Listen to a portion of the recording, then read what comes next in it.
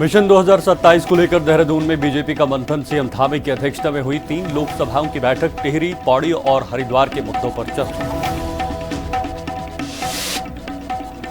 उत्तराखंड सरकार का बड़ा फैसला, देश का पहला अग्निवीर रोजगार सेल होगा गठित, सेवा मुक्त अग्निवीरों को निजी और सरकारी क्षेत्र में मिलेगा रोजगार। देहरादून की स्वर्णा नदी में फंसे यूपीएस के छात्र, तेज बारिश के बाद बढ़ा जलस्तर, एसडीआरएफ ने 6 किलोमीटर ट्रैकिंग पर 6 छात्रों को निकाला। देहरादून में भारी बारिश का ऑरेंज अलर्ट जारी, सुरक्षा के मद्देनजर प्रशासन का बड़ा फैसला, आज जिले के सभी स्कूल और आंगनबाड़ी बंद।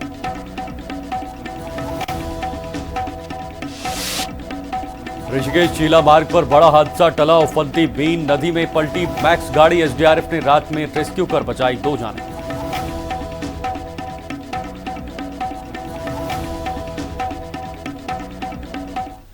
नमस्कार, हिंदी खबर देख रहे हैं आप और अपना उत्तराखंड के साथ मैं शीतल शर्मा। बुलेटिन की शुरुआत करेंगे इस वक्त की बड़ी खबर से। आज उत्तराखंड बीजेपी की कई महत्वपूर्ण बैठक होने वाली है। मुख्यमंत्री पुष्कर सिंह धामी की अध्यक्षता में यह बैठक होगी और गढ़वाल मंडल की 3 लोकसभा सीटों की समीक्षा इस बैठक में होने वाली है। टिहरी लोकसभा के सांसद और विधायकों की बैठक होने वाली है। विधायकों के साथ जिलाध्यक्ष भी बैठक में मौजूद रहेंगे और खुद सीएम धामी इस बैठक में मौजूद रहेंगे। दोपहर 2:30 बजे पौड़ी लोकसभा की ये समीक्षा बैठक होगी। शाम 5 बजे हरिद्वार लोकसभा की समीक्षा बैठक होगी। चुनावी समीक्षा, वर्तमान स्थिति, नेताओं की स्थिति पर मंथन किया जाएगा और साथ ही साथ अगले चुनाव को लेकर अभी से फाउंडेशन तैयार किया जाएगा, आधार तैयार किया जाएगा कि आखिर पार्टी को आगे कैसे बढ़ना है, संगठन को कैसे मजबूत करना है। सभी बैठकों में सीएम पुष्कर सिंह धामी मौजूद रहेंगे। देहरादून स्थित प्रदेश भाजपा मुख्यालय में आज संगठन की दृष्टि से बेहद अहम दिन है। मुख्यमंत्री पुष्कर सिंह धामी की अध्यक्षता में 3 प्रमुख लोकसभा क्षेत्रों जिसमें टिहरी, पौड़ी, गढ़वाल और हरिद्वार की ताबड़तोड़ बैठकें आयोजित की जा रही हैं। सुबह 10:30 बजे टिहरी लोकसभा क्षेत्र के सांसद, विधायकों और जिलाध्यक्षों के साथ बैठक से इसकी शुरुआत हुई। इसके बाद दोपहर 2:30 बजे पौड़ी, गढ़वाल और शाम 5 बजे हरिद्वार लोकसभा क्षेत्र के जनप्रतिनिधियों व संगठन पदाधिकारियों के साथ मंथन होगा। इन बैठकों में संगठन की मजबूती, आगामी रणनीतियों और क्षेत्र विकास के मुद्दों पर गहन चर्चा की जा रही है। तो देखिए, आज ये बैठक बहुत ही महत्वपूर्ण, खास तौर पर चुनाव के दृष्टिकोण से, पार्टी को मजबूत करने के दृष्टिकोण से, संगठन को कैसे मजबूत करना है, इस एंगल से भी ये बैठक काफी महत्वपूर्ण है। और अगर खुद मुख्यमंत्री इस बैठक में शामिल होंगे तो ये कहीं ना कहीं बहुत ही इंपॉर्टेंट और महत्वपूर्ण बैठक होने वाली है। इस बैठक के जरिए क्या कुछ निष्कर्ष निकलेगा, ये देखना होगा। हमारे साथ हमारी सहयोगी शुभांगी इस वक्त जुड़ चुकी हैं इस पर ज्यादा जानकारी के लिए। शुभांगी, देखिए, जैसे जैसे चुनाव नजदीक आ रहे हैं वैसे वैसे अब उत्तराखंड में जो सियासी सरगर्मियां हैं वो भी तेज होती हुई नजर आ रही हैं। भारतीय जनता पार्टी संगठन को मजबूत करने के लिए अब बैठकों को आगे बढ़ा रही है। आज जो बैठक होने वाली है, कितनी अहम बैठक है और क्या प्रारूप है इस बैठक का?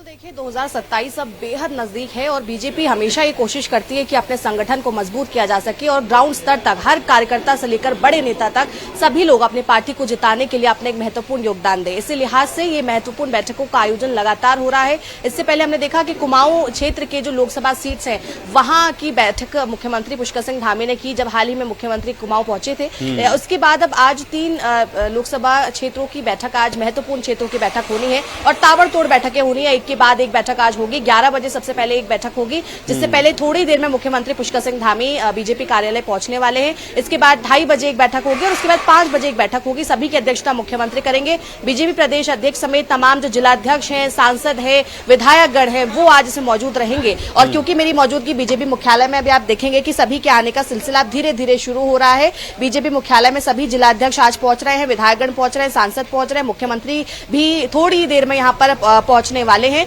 सिक्योरिटी टीम्स यहां पर पहुंच चुकी हैं। तो कुल मिलाकर हम कह सकते हैं आज का दिन बेहद महत्वपूर्ण है। संगठन को कैसे मजबूत करना है, जो स्थानीय मुद्दे हैं उनको लेकर भी आज इस बैठक में चर्चा होने वाली है। और क्योंकि जब सारे जिलाध्यक्ष होंगे, जनप्रतिनिधि होंगे, सभी लोग पार्टी संगठन से जुड़े हुए लोग होंगे, तो उनकी लोकसभा में क्या कुछ समस्याएं हैं उसका फीडबैक लेते हुए भी मुख्यमंत्री नजर आएंगे। अभी तक कितना काम किया गया है उसका फीडबैक लेते हुए भी नजर आएंगे। क्या कुछ मुद्दे हैं उनकी लोकसभाओं से जुड़े हुए, इस पर भी आज चर्चा होती हुई नजर आने वाली है। तो कुल मिलाकर आज बेहद महत्वपूर्ण दिन है और ऐसे में आज क्योंकि लगातार सभी लोग पहुंच रहे हैं, महामंत्री भी हमारे साथ अभी यहाँ पर हैं, दीप्ति रावत जी, उनसे बातचीत करेंगे। मैम, आज 3 लोकसभाओं की ताबड़तोड़ बैठक होने वाली है और मुख्यमंत्री इसकी अध्यक्षता करेंगे, कितनी महत्वपूर्ण?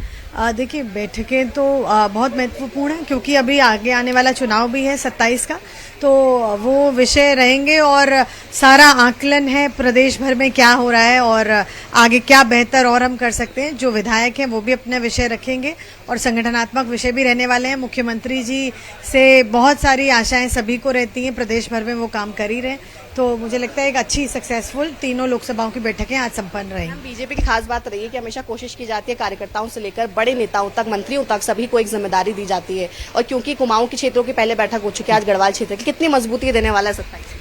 देखिए, क्योंकि कार्यकर्ता, हमारी पार्टी जो है वो कैडर बेस्ड ऑर्गेनाइजेशन है, तो कैडर है क्योंकि हमारे लिए बहुत महत्वपूर्ण है हमारा कार्यकर्ता।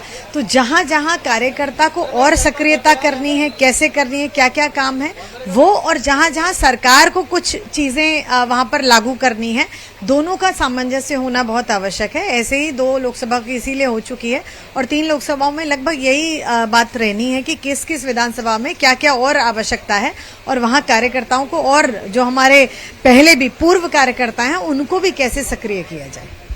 तो ये थे हमारे साथ दीप्ति रावत भारद्वाज, जो कि प्रदेश महामंत्री हैं बीजेपी की, और सभी लोग लगातार पहुंचने का सिलसिला जो है वो शुरू हो चुका है। सभी विधायकगण हम यहाँ पहुंचेंगे, सांसदगण यहाँ पहुंचेंगे और जितने भी जनप्रतिनिधि हैं इन 3 लोकसभाओं के वो यहाँ पहुंचेंगे और आज महत्वपूर्ण बैठक होगी जिसकी अध्यक्षता खुद मुख्यमंत्री कर रहे हैं। बिल्कुल शुभांगी, इसके अलावा कुछ महत्वपूर्ण मुद्दे और कुछ महत्वपूर्ण चुनौतियां भी सरकार के सामने हैं। वर्तमान की बात करें तो युवा एक बहुत बड़ी चुनौती बनती जा रही है।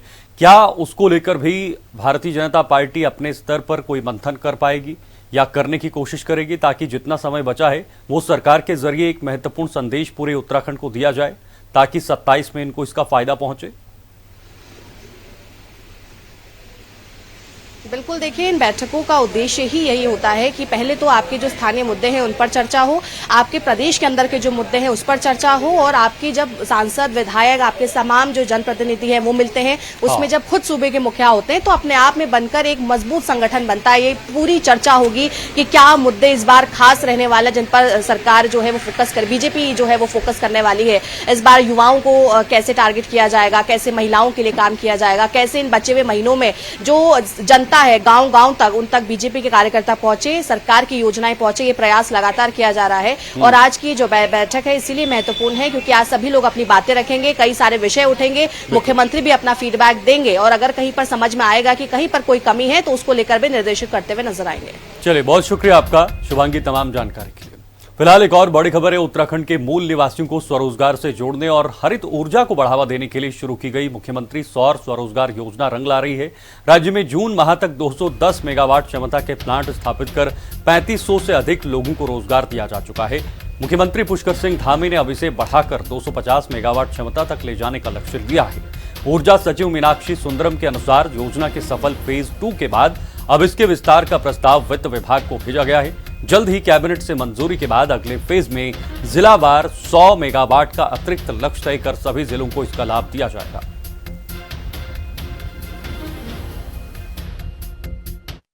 मुख्यमंत्री सौर स्वरोजगार योजना का जो फेज 2 है ये काफ़ी सक्सेसफुल रहा है। उस एक्सपीरियंस को देखते हुए और माननीय मुख्यमंत्री जी के पास भी बहुत रिप्रेजेंटेशंस आए थे, हमारे पास भी आए थे कि इसको आगे एक्सटेंशन कर दिया जाए। तो एक्सटेंशन का जो प्रस्ताव है अभी बना करके वित्त विभाग को भेजा है, वित्त विभाग एग्जामिन कर रहे हैं उसको और वहाँ से क्लियरेंस मिलता है तो फिर हम लोग कैबिनेट में उसकी फेज 2 के लिए जाएंगे। बीजेपी के राष्ट्रीय उपाध्यक्ष बनने के बाद पहली बार हरिद्वार पहुंचे उत्तराखंड के पूर्व मुख्यमंत्री तीरथ सिंह रावत ने 2027 विधानसभा चुनाव को लेकर बड़ा दावा किया। उन्होंने केंद्रीय नेतृत्व का आभार जताते हुए कहा कि वे प्रधानमंत्री नरेंद्र मोदी के विजन को जनता तक पहुंचाएंगे। रावत ने कहा कि अटल बिहारी वाजपेयी के बनाए उत्तराखंड को पीएम मोदी ने संवारा है। राज्य में हुए विकास के दम पर बीजेपी 2027 में फिर से सरकार बनाए।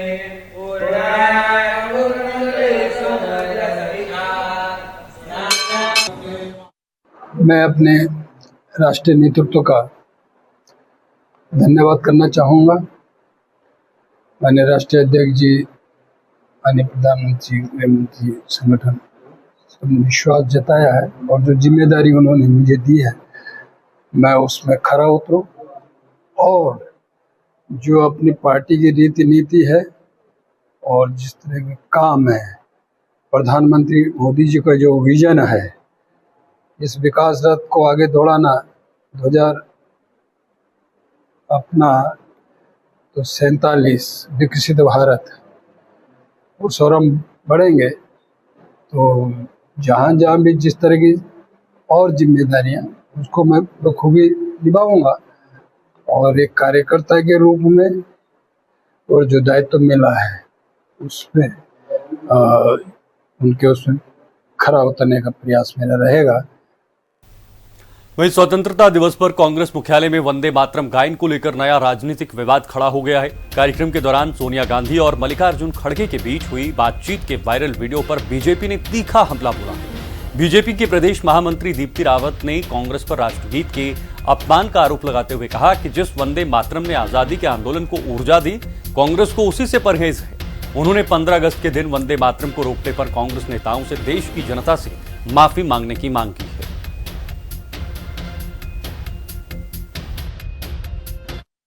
देखिए, वो इधर उधर नहीं देख रहे थे, मैं कहूँगी न सोनिया गांधी, राहुल गांधी और खड़गे जी, ये जब वंदे मातरम चल रहा था तो ये वंदे मातरम को बंद कराने के लिए, उसको रुकवाने के लिए लोगों को बुला रहे थे कि ये क्या चल रहा है।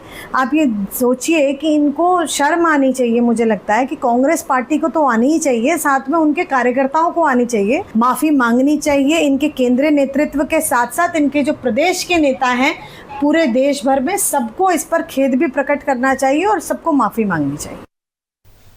अब आगे बढ़ेंगे। उत्तराखंड देश का पहला ऐसा राज्य बनने जा रहा है जो सेना से सेवा पूरी कर लौटने वाली अग्निवीरों के लिए समर्पित अग्निवीर रोजगार सेल की स्थापना करेगा। 17 जुलाई को देहरादून में आयोजित युवा अग्निवीर संवाद कार्यक्रम के दौरान मुख्यमंत्री पुष्कर सिंह धामी ने यह ऐतिहासिक घोषणा की। ये सेल पूर्व अग्निवीरों की योग्यता और रुचि के अनुसार सरकारी, निजी, बहुराष्ट्रीय कंपनियों में सम्मानजनक रोजगार के अवसर उपलब्ध कराने और उनके कौशल विकास का कार्य करेगा। बीजेपी ने इस फैसले का स्वागत करते हुए मुख्यमंत्री धामी का धन्यवाद जताया। उत्तराखंड पहला राज्य है जिसने अग्निवीर के जो लोग अपनी सेवा पूरी करके आ रहे हैं उनके लिए रोजगार की व्यवस्था करने के लिए अलग से रोजगार सेल का गठन किया है। और निश्चित रूप से जो भी अग्निवीर में सेवा करके नौजवान आएगा, हम उम्मीद करते हैं कि माननीय मुख्यमंत्री जी के कुशल नेतृत्व में उसको इस प्रदेश में रोजगार के साधन उपलब्ध होंगे, उसकी पूरी व्यवस्था की जाएगी। उनको एक भी दिन बेरोजगार नहीं बैठने दिया जाएगा। अगर जो व्यक्ति स्वरोजगार करना चाहता है उसके लिए उसकी व्यवस्था होगी। कौशल विकास की अलग ट्रेनिंग दी जाएगी और निश्चित रूप से ये बहुत बड़ा स्वागत योग्य कदम है। हरिद्वार ग्रामीण विधानसभा में एसआईआर प्रक्रिया के तहत वन गुर्जर समुदाय के लोगों ने नामों पर आपत्तियां दर्ज कराने का मामला तूल पकड़ता जा रहा है। लालढांग में आयोजित एक कार्यक्रम के दौरान क्षेत्रीय विधायक अनुपमा रावत ने इस कार्रवाई पर सख्त नाराजगी जताई। उन्होंने आरोप लगाया कि एक वर्ग विशेष को निशाना बनाकर एक तरफा कार्रवाई की जा रही है और सुनवाई की तारीख पास होने के बावजूद लोगों को परिवार रजिस्टर उपलब्ध नहीं करवाया जा रहा। वहीं दूसरी ओर हरिद्वार के जिलाधिकारी मयूर दीक्षित ने इन आरोपों को खारिज करते हुए कहा कि एसआईआर की प्रक्रिया पूरी तरह से पारदर्शी है और हर आपत्ति के नियम अनुसार सुनवाई की जा रही है। परिवार रजिस्टर की कॉपी भी सही तरीके से मुहैया नहीं कराई जा रही है, टाइमली नहीं कराई जा रही है। सुनवाई की डेट सर पे आ चुकी है, लेकिन अगर इनके पास जो जरूरी दस्तावेज है, कागज है, लेकिन अगर वो ये प्राप्त ही नहीं कर पाएंगे तो ये कैसे साबित करेंगे। साफ तौर पे देखा जा रहा है कि वन गुर्जर समुदाय जो कि हमारी विधानसभा में काफी संख्या में है, उनको बहुत हैरेसमेंट झेलनी पड़ी है। तो उसी के लिए आज श्री गुरजीत लहरी जी ने अपने आवास में कैंप आयोजित किया था, जिसमें सैकड़ों के तादाद में हमारे वन गुर्जर समाज के और अन्य भी हमारे जो सामाजिक लोग हैं वे आए। देखिए, एसआईआर की जो प्रक्रिया है पूर्ण पारदर्शी तरीके से चल रही है। जो भी शिकायत दर्ज की जाती है या जो भी नोटिस दिए जाते हैं उसकी प्रॉपर सुनवाई होती है। इसके अतिरिक्त अगर कोई प्रारूप साथ में भी कोई आपत्ति दर्ज कराते हैं तो उसमें जिसने आपत्ति दर्ज कराई है और जिसके प्रति आपत्ति दर्ज कराई है, दोनों को नोटिस इशू होकर सुनवाई के बाद ही कोई निर्णय लिया जाता है। इस क्रम में सभी ईआरओस को ट्रेनिंग दी जा चुकी है, सभी बीएलओस को भी अवगत कराया जा चुका है, सभी माननीय जनप्रतिनिधिगणों को भी अवगत कराया जा चुका है। प्रत्येक सप्ताह हम बैठक करते हैं। अगर किसी भी की कोई आपत्ति शिकायत है तो वो जिला निर्वाचन अधिकारी कार्यालय में अपनी शिकायत भी दर्ज करा सकते हैं। इधर हल्द्वानी में सोमवार देर शाम करंट की चपेट में आने से पिता और उनकी 12 वर्षीय बेटी की दर्दनाक मौत हो गई। मृतकों की पहचान नदीम और उनकी बेटी अलीशबा के रूप में हुई है। बताया जा रहा है कि घर से सटे विद्युत पोल में करंट उतरने की वजह से यह हादसा हुआ। दोनों को गंभीर हालत में सुशीला तिवारी अस्पताल ले जाया गया, जहां डॉक्टरों ने उन्हें मृत घोषित कर दिया।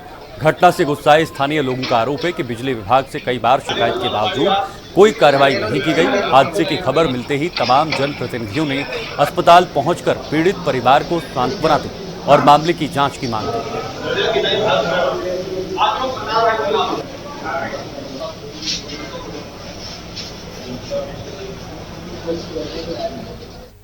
इधर देहरादून में भारी बारिश के चलते स्कूलों को बंद किया गया। देहरादून में कक्षा 1 से 12वीं तक छुट्टी कर दी गई है। सभी आंगनबाड़ी केंद्र भी बंद रहेंगे। मौसम विभाग ने अलर्ट भी जारी कर दिया गया है, यानी एक बार फिर से मौसम बदल गया है और मौसम बदलने की वजह से कई सारे स्कूलों को बंद कर दिया गया। देहरादून में खासतौर पर 1 से 12वीं तक छुट्टी कर दी गई है। आंगनबाड़ी केंद्रों को भी बंद करने का फैसला लिया गया है। भारी बारिश से ऑरेंज अलर्ट जारी किया गया। सुरक्षा के मद्देनजर प्रशासन का यह बड़ा फैसला सामने आया है। उत्तराखंड के कई जिलों में आज भारी बारिश का ऑरेंज अलर्ट जारी किया गया है। राजधानी देहरादून में भी मौसम विभाग की चेतावनी को देखते हुए प्रशासन पूरी तरह सतर्क है। खराब मौसम और सुरक्षा के मद्देनजर जिलाधिकारी ने जिले के कक्षा 1 से 12 तक के सभी सरकारी व निजी विद्यालयों के साथ आंगनबाड़ी केंद्रों में भी अवकाश घोषित कर दिया। मौसम विभाग ने स्थानीय निवासियों और यात्रियों को नदी नालों से दूर रहने और सतर्कता बरतने की सलाह दी।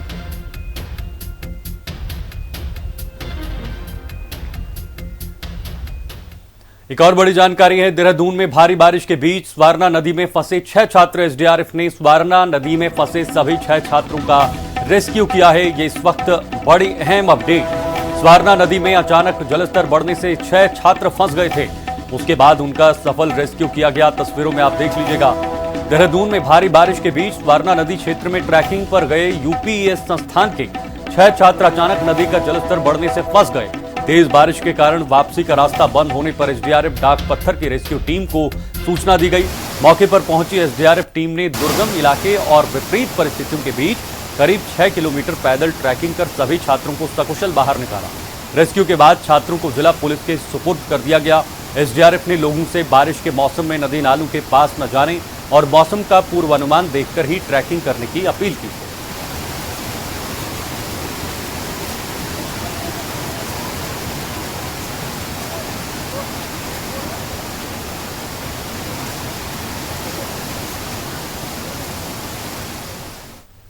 रुक करेंगे अगली खबर का। ऋषिकेश और आसपास के पहाड़ी इलाकों में हुई मूसलाधार बारिश ने जनजीवन बुरी तरह से अस्त व्यस्त कर दिया है। बारिश के कारण चंद्रभागा नदी और मुनि की रेती का खारा स्रोत उफान पर आ गया है। नदी में जलस्तर अचानक बढ़ने से कई वाहन पानी के तेज बहाव में फंस गए, जिन्हें निकालने के लिए स्थानीय लोग जान जोखिम में डालते नजर आए। स्थिति की गंभीरता को देखते हुए पुलिस और प्रशासन ने अलर्ट जारी किया है। आपदा प्रबंधन टीम के साथ मिलकर स्थिति पर नजर रखी जा रही है और लोगों से उफनती नदियों और नालों से दूर रहने की भी अपील की गई है।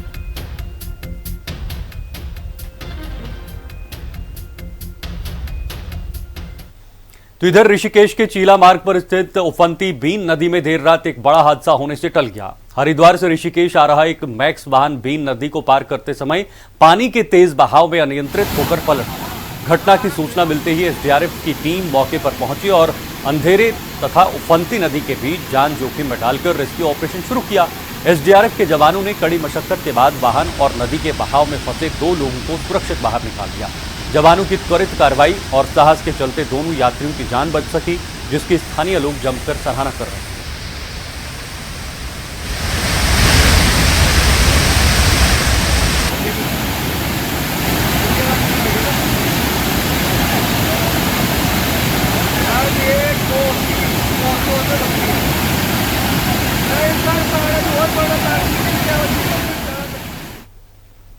देहरादून में हो रही भारी बारिश के चलते टपकेश्वर मंदिर के समीप बहने वाली तमसा नदी उफान पर आ गई। नदी का जलस्तर अचानक तेजी से बढ़ने से मंदिर परिसर के आसपास जलभराव की स्थिति पैदा हो गई है। उफनती नदी के रौद्र रूप को देखते हुए स्थानीय प्रशासन और पुलिस अलर्ट मोड पर आ गई है। सुरक्षा के लिहाज से नदी के आसपास के इलाकों में लोगों की आवाजाही पर रोक लगा दी गई है और श्रद्धालुओं और स्थानीय निवासियों से नदी के किनारे न जाने की अपील की जा रही है।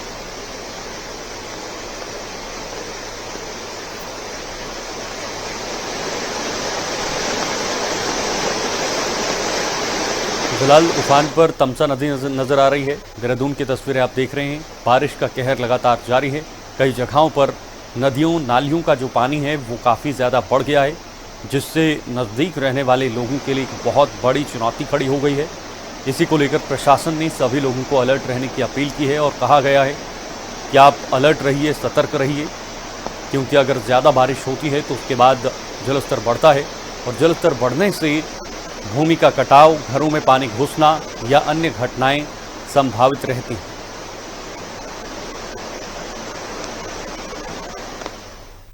देहरादून में मूसलाधार बारिश का कहर जारी है। लगातार हो रही बारिश से कैनाल रोड और कृशाली चौक इलाके में पूरी तरह जलमग्न हो गए। सड़कों पर कई फीट तक पानी भर जाने से आवाजाही ठप हो गई है और स्थानीय लोगों के साथ साथ वाहन चालकों को भारी दिक्कतों का भी सामना करना पड़ रहा है। कई दुकानों और घरों में पानी घुसने की खबर है। सूचना मिलते ही प्रशासन की टीम जल निकासी के लिए मौके पर जुट गई है और पुलिस ने सुरक्षा के लिहाज से प्रभावित इलाकों में यातायात को डाइवर्ट कर दिया गया है। आगे बढ़ेंगे। रुद्रप्रयाग और चमोली के ऊंचाई वाले इलाकों में भारी बारिश से अलकनंदा और मंदाकिनी नदियां उफान पर हैं। रुद्रप्रयाग में दोनों नदियां वार्निंग लेवल के बेहद करीब बह रही हैं, जिससे तटवर्ती इलाकों में खतरा बढ़ गया है। नदियों का जलस्तर बढ़ने से नमामि गंगे घाट और बेलनी स्थित भगवान शिव की प्रतिमा जलमग्न हो गई। प्रशासन और आपदा प्रबंधन विभाग स्थिति पर पैनी नजर बनाए हुए हैं और स्थानीय निवासियों से सतर्क रहने की अपील की गई है।